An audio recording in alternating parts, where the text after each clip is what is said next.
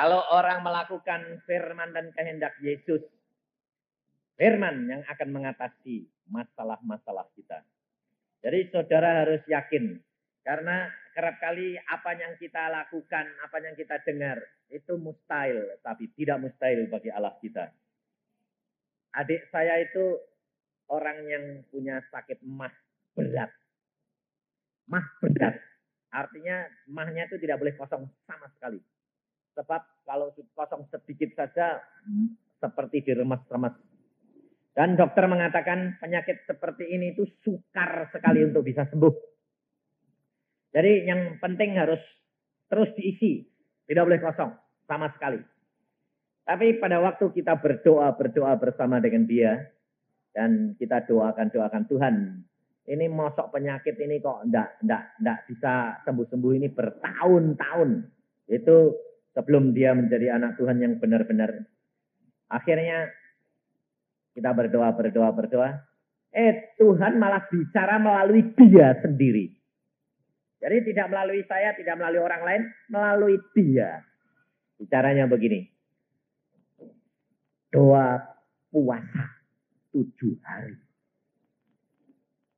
Waktu dengar begitu, lalu ngomong ini.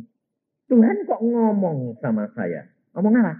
Suruh doa puasa 7 hari. Jadi 24 jam makan sekali. Nah, lalu dia datang ke dokternya karena sudah biasa, mesti langganan. Lalu datang ke dokternya bilang begini, dokter, saya kok sama Tuhan disuruh puasa. Dokternya bilang, mati. Loh, kalau saya puasa, mati. Iya. Karena apa? Bleeding. Mahmu akan hancur dan kamu akan mati.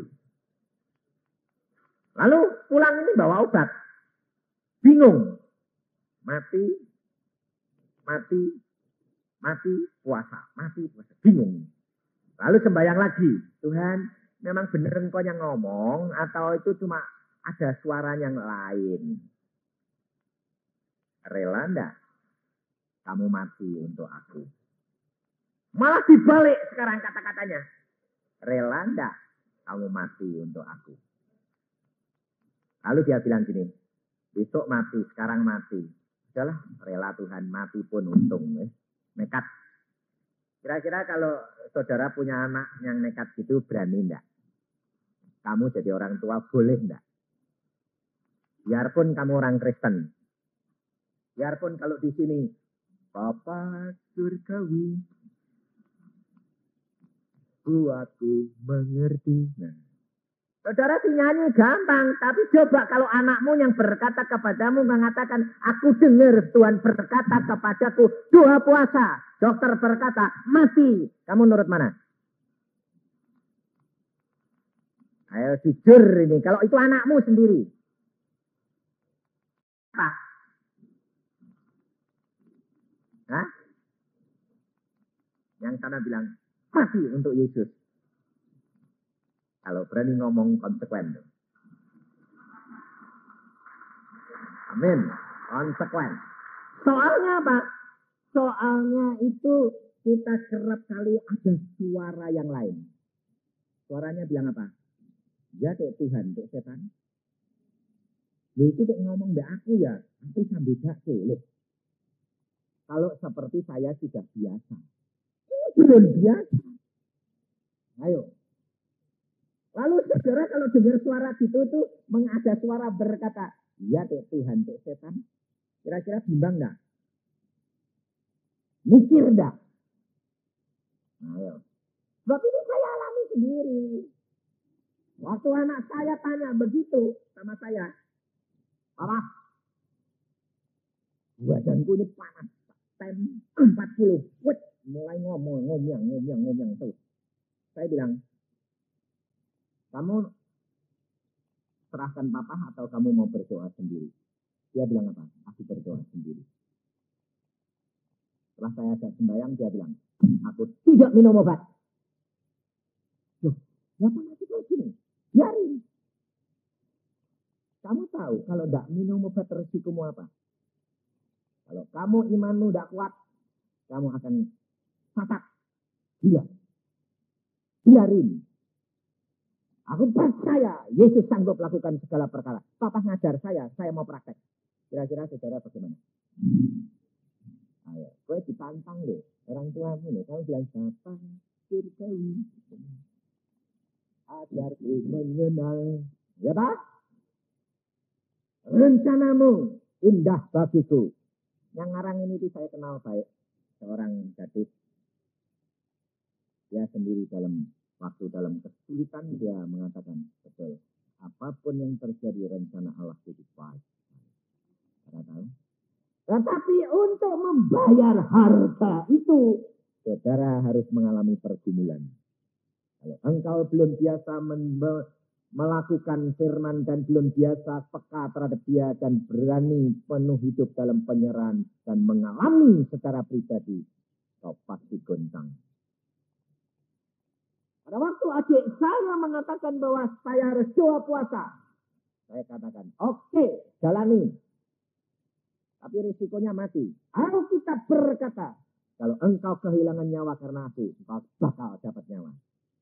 Tapi kalau kamu takut kehilangan nyawa, kamu bakal kehilangan nyawa. Rela mati enggak? Rela. Jalani. Mati. Untung. Lalu dia mulai jalani. Apakah kalau dijalani hari pertama itu lalu mahnya enak? Hah? Saudara kira begitu? Tidak. Ini saya kasih tahu. Jadi kalau mau konsekuen. Hari pertama tambah kayak orang, emahnya kayak orang dileti. Sakitnya luar biasa. Anak saya sendiri pun pada waktu itu saya katakan, nih oke, kamu jalani. Kamu tidur sama papa. Langsung saya ajak tidur malam itu. Karena apa? Istri saya, ibunya berkata apa? Saya tidak berani. Lihat anakmu ngomong terus, panasnya luar biasa. Saya tidur di kamar lain, kamu sama anakmu. Jadi kalau mati, kalau apa urusanmu. Saya bilang, oke, kamu tidur, pindah. Nih, kamu tidur sama papa. Apa saudara kira kalau dia lalu berdoa, lalu Tuhan terima kasih itu terus dong. Bisa ngucap syukur? Enggak. Panasnya tambah lama, tambah naik, omongannya tambah gak karu-karuan. Saya semalam suntuh gak tidur. Kenapa? Numpang tangan terus, Tuhan, dia berjuang loh. Sukamu, kalau mati engkau yang ngurusan, tapi gak mau aku gila. Nah, jadi jangan saudara kira kalau saudara bilang, amin, itu terus dong, lihat mujizat, kok enak. Bayar harganya. Saya tumpangin tangan terus, saya bilang, terima kasih, apapun yang terjadi. Saya sebagai ayah, kerap kali kan ditem lagi, termometer. Naik. Kok tambah naik? Puji Tuhan, nikmati lah urusanmu Tuhan. Saya bilang, masa bodoh. Ngomong terus semalam suntuh. Jam 4 pagi baru Tuhan bicara sama saya.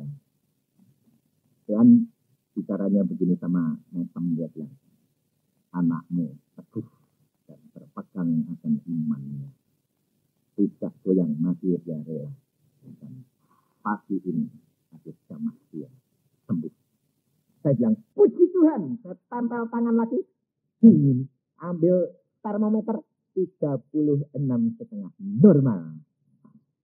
Tidur. Enak. Genting saya jadi tidur. Terima kasih. Saya tidur sekarang. Tidur. Pagi-pagi bangun jam 6 dia bilang apa? Loh Pak, beres. Saya bilang, iya puji Tuhan. Sebabnya memang dia bilang begitu memang betul toh. Tapi saya bilang, tapi kamu tahu bapakmu semalam gak tidur. Karena apa? Karena kita harus mendukung dia. Kita harus berjuang untuk dia. Karena selama anak-anak itu masih di bawah orang tua, dia tanggung jawabnya orang tua. Dan adik saya pada waktu itu dia berkata, apapun terjadi, tetap aku tidak mau makan dan minum, aku mau rela mati pun sekalipun. Hari kedua mulai kurang, hari ketiga mulai kurang. Sampai satu saat dia bilang, amin, aku mesti sembuh. 7 hari kemudian sembuh total. Sampai sekarang tidak pernah sakit mah. Jadi kehidupan kekristenan saudara, itu harus berani membayar harganya. Jangan cuma gini, percaya, mesti jadi. Mesti memang, kalau engkau tetap berpegang teguh konsekuen. Kehidupan kekristenan membutuhkan konsekuen.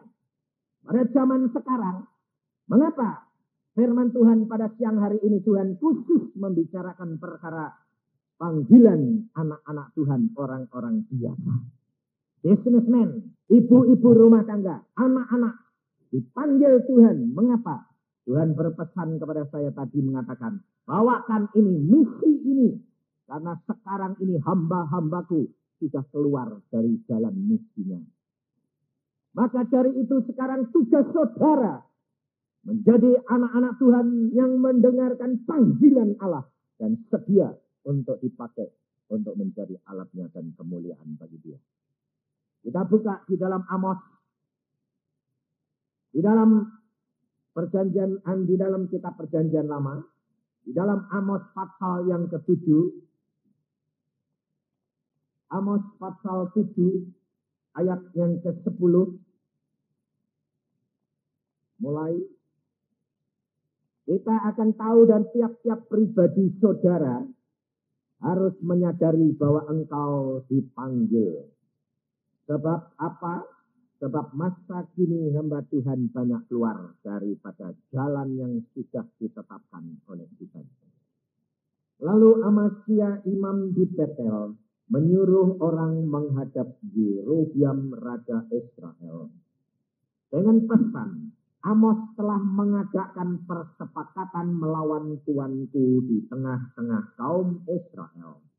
Negeri ini tidak dapat lagi menahan segala perkataannya.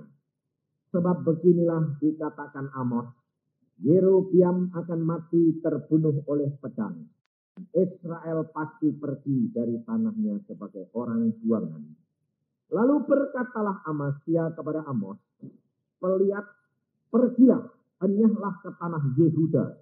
Carilah makananmu di sana dan bernubuatlah di sana. Tetapi jangan lagi bernubuat di Betel, sebab inilah tempat kudus raja. Inilah bait suci kerajaan.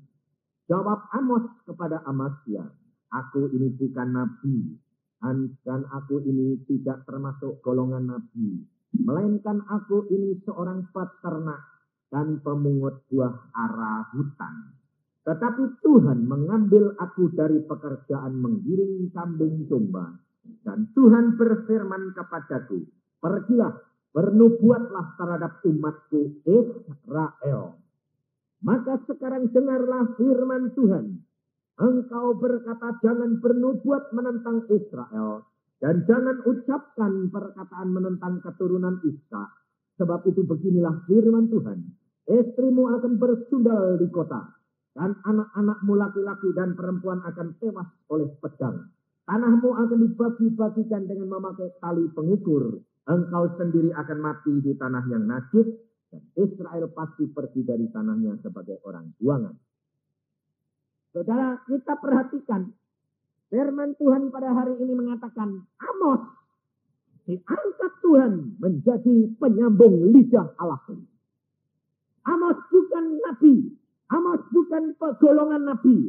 Amos bukan keturunan imam. Tetapi Amos adalah seorang peternak. Amos adalah pemungut buah ara hutan.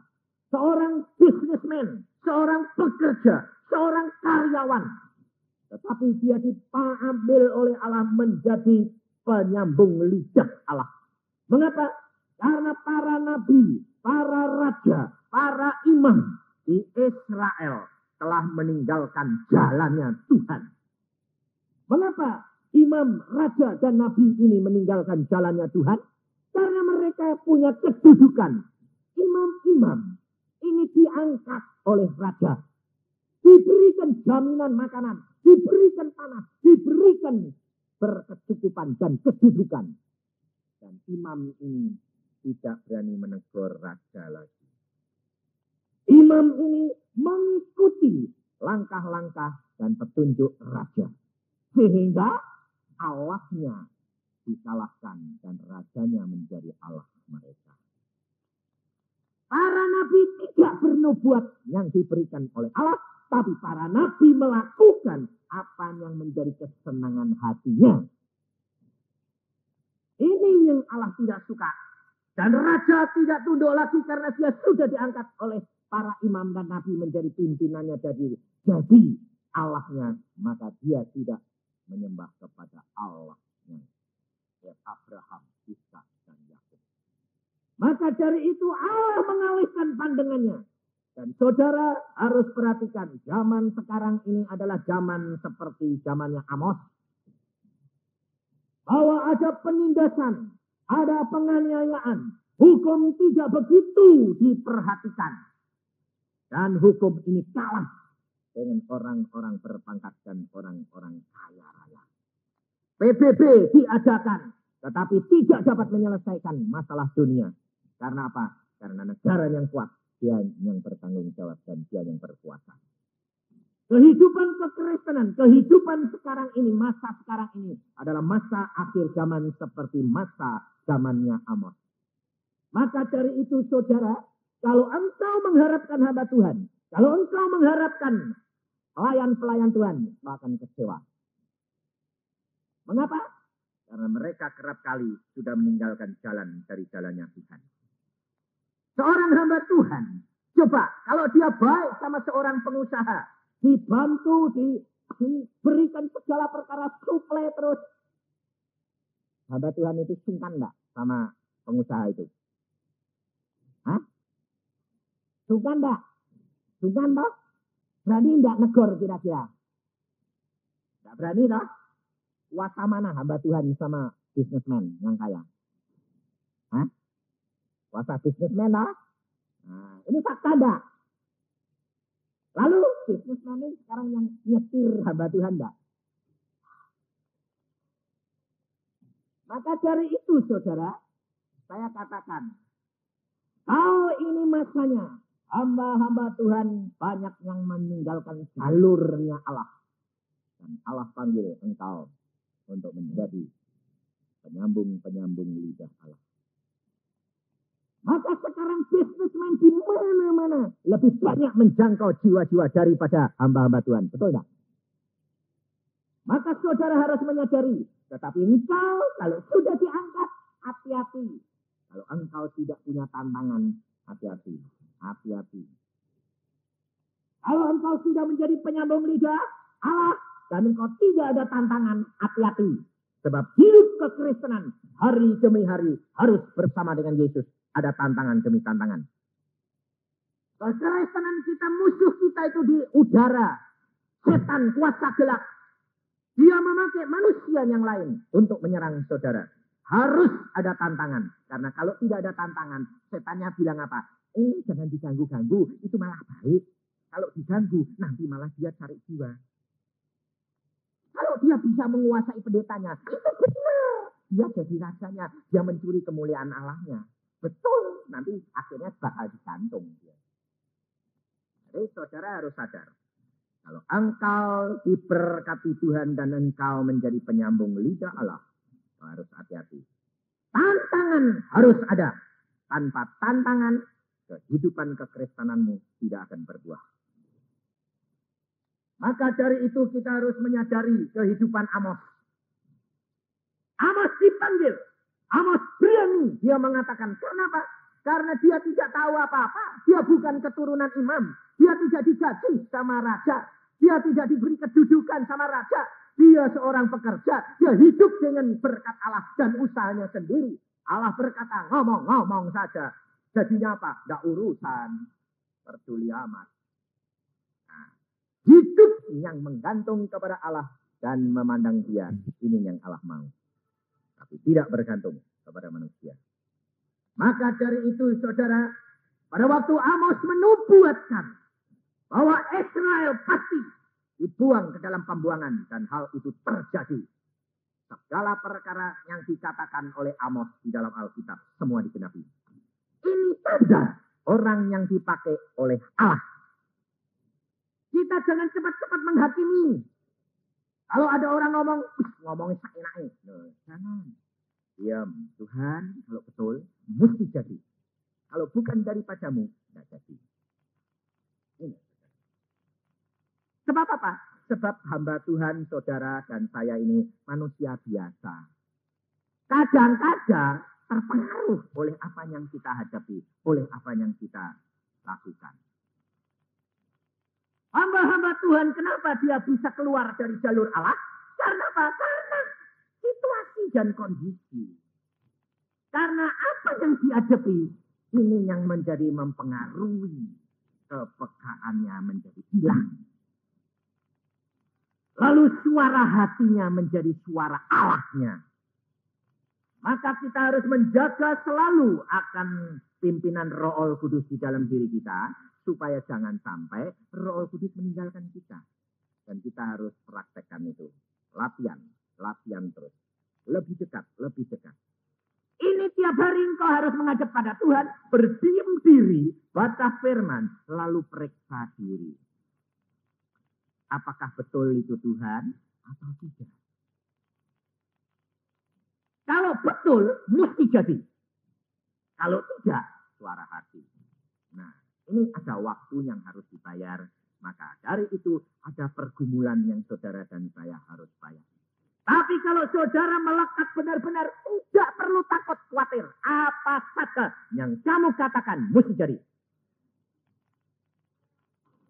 Hari ini saya mengalami 2 peristiwa. Dan bersama dengan Pak Samudi dan Ibu Samudi. Saya ngomong sama dia. Wah, pertama kipas saya ini, saya kalau di sini kepanasan terus. Mesti butuh kipas. Kipas saya ini sudah jebot.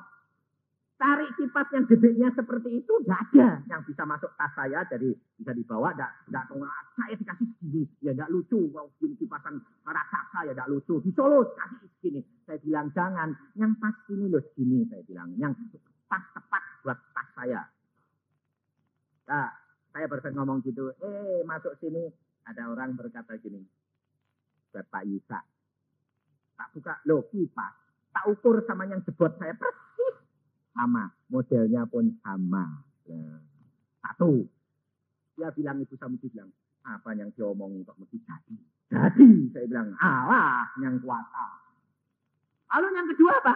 Saya tadi, kemarin tuh barusan berdoa begini, Tuhan, aku ini mau ngirim anakku Iin di negeri Belanda. 1000 golden. Kapan engkau mau kirim, terserah loh Tuhan. Engkau tahu kebutuhan anakku, bulan ini mau tak kirim. Saya sudah bilang sama istri saya. Dan saya kemarin sembahyang, Tuhan, aku mau ngirim anakku. Udah, ya lupa ini sudah sembahyang itu sudah lupa. Lapor, buka cek ke surga. Tuhan, spesial, saya bilang, mau kirim anak 1000 golden. Apa terjadi? Sebelum ke sini. Berdoa untuk orang. Sebetulnya bukan berdoa. Justru saya mau tanya. Mau minta informasi. Kok kamu ngalami perkara-perkara begini itu kenapa? Wong di jamaah Roh Kudus kok malah sakit semua. Malah susah. Oh, mesti ada kesalahan ini. Saya mau belajar dari Tuhan. Tuhan, aku mau belajar dari orang ini. Setelah ketahuan bahwa ternyata ada keraguan-raguan. Bahwa ada satu perkara yang ini saya temuin, saudara. Saya berikan kepada saudara supaya saudara tahu. Ada seorang yang datang lagi. Dia sudah pernah kepenuhan Roh Kudus. Dia datang. Dan hamba Tuhan ini berkata, siapa yang mau dipenuhi lagi? Datang. Ya turut datang. Lalu didoakan. Jatuh kena lantai, punggungnya sakit. Dan pada waktu dia rebah, itu sakitnya luar biasa. Saya tanya, kamu tidak mengalami damai sejahtera? Tidak. Tapi sakit luar biasa. Salahnya gimana ini Tuhan? Lalu saya tanya, pada waktu hamba Tuhan itu memberkati dan mengurapi, apa yang kamu rasakan? Ya rasanya aku ragu-ragu. Terus seperti ada tenaga yang dorong saya jatuh dan punggung saya kena lantai. Sejak itu sakit luar biasa, mau patah rasanya. Di sini letaknya, saudara tahu? Kita kalau berhadapan dengan kuasa daripada Roh Kudus, setan pun tidak pernah tinggal diam. Maka dari itu, jikalau engkau memang kepingin, kau harus serahkan seluruhnya. Tidak ada kebimbangan dan tidak ada keraguan-raguan. Kalau engkau ragu-ragu, repot. Di sini letaknya setan numpang. Nama Yesus. Sangat cerdas. Lalu saya katakan, bertobat, minta ampun, dan kamu akan dibereskan Tuhan. Dan dia berkata, memang kemarin setelah dari Jakarta, aku mengalami pemberesan dan sembuh total. Ya, puji Tuhan. Mudah. Jadi saya ini malah justru minta informasi karena mau belajar. Tapi apa terjadi? Pulangnya, ini Pak ada berkat buat Bapak. Loh, wong saya ini gak ngapa-ngapain kamu, kok malah kamu yang ngasih berkat saya. Wong saya ini datang mau minta informasi sama kamu. Tapi wong saya mau ngasih berkat Bapak. Lucu dah. Di mobil saya tahu, saya bilang, Tuhan ini jawab. Saya tadi kemarin berdoa untuk Iin. Ini uang ini pasti jumlahnya sama. Saya belum buka loh. Mesti jumlahnya sama. Lalu saya buka di situ. Direct di depan di anak hamba Tuhan ini. Sambil mobil jalan. Tarik. Setia persis.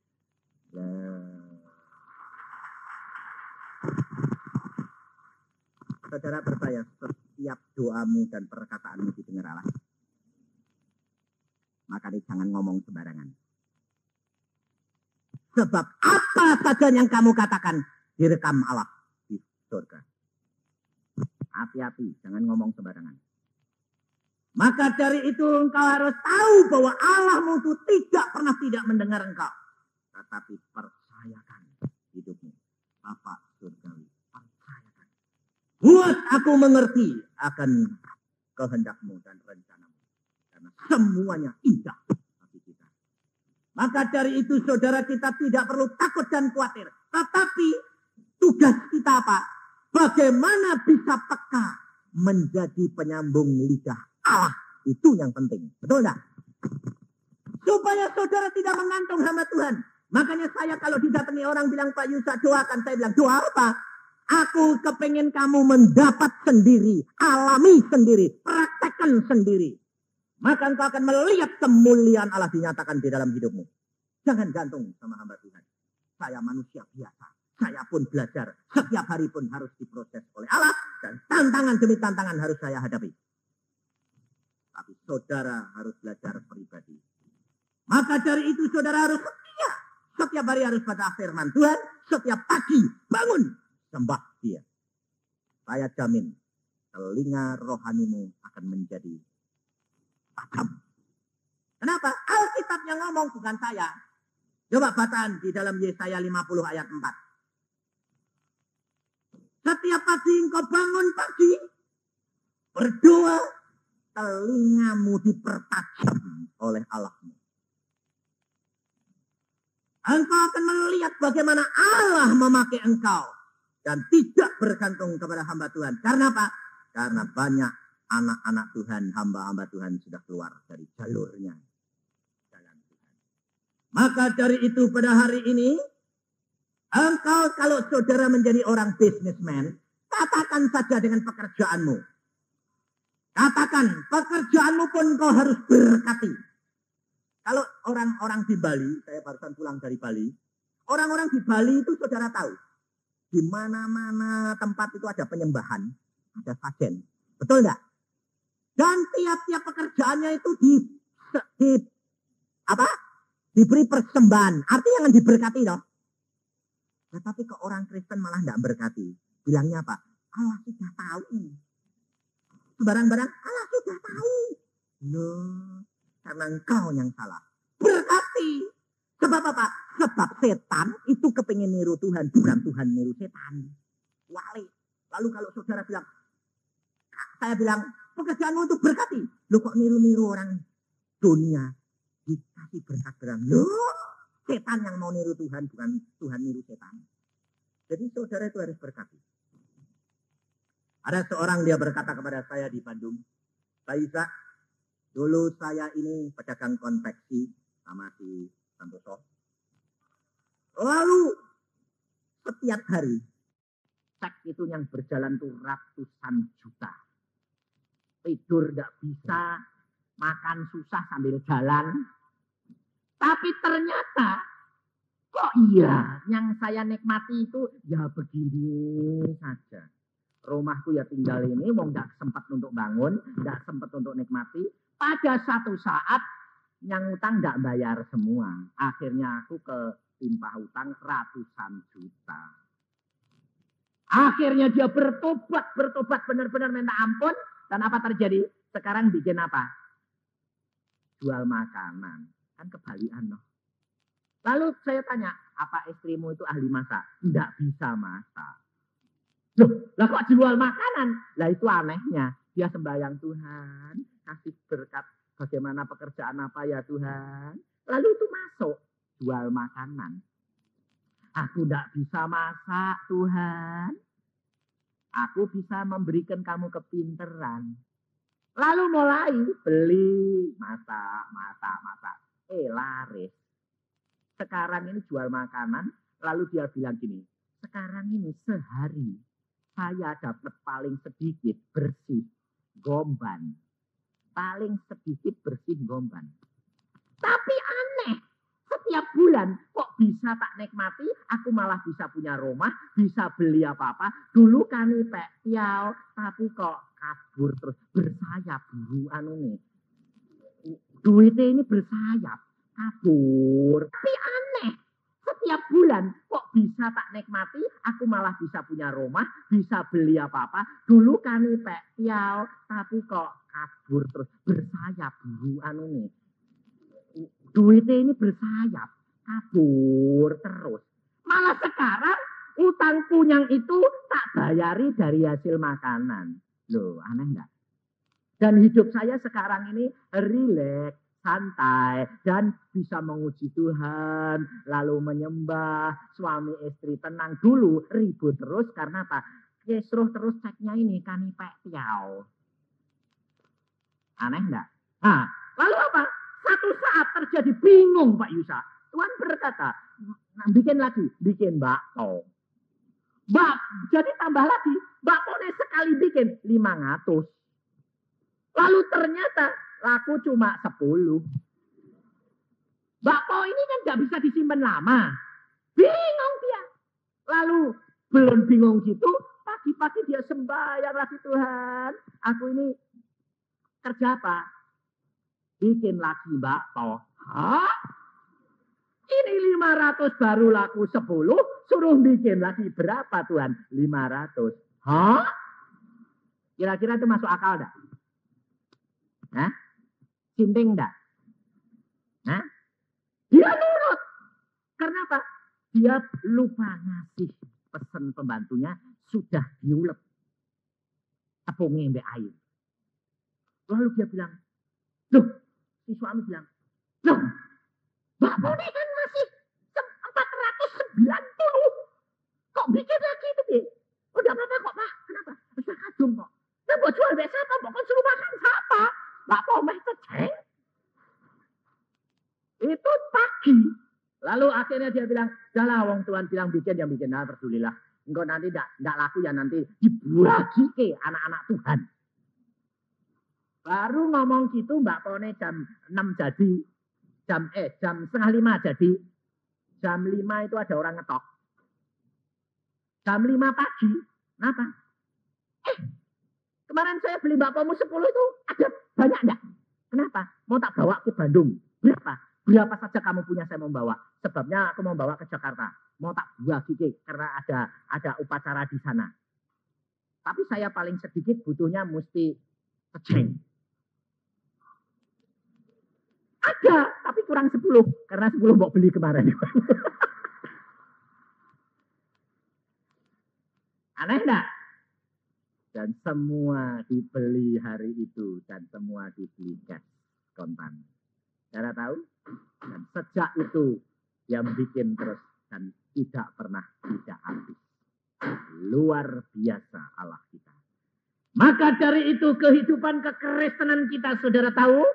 Jangan bergantung kepada manusia. Jangan terpengaruh oleh apa situasi dan kondisi Anda. Terpengaruh kepada Yesus. Pandanganmu hanya kepada Yesus. Tidak ada yang mustahil bagi dia.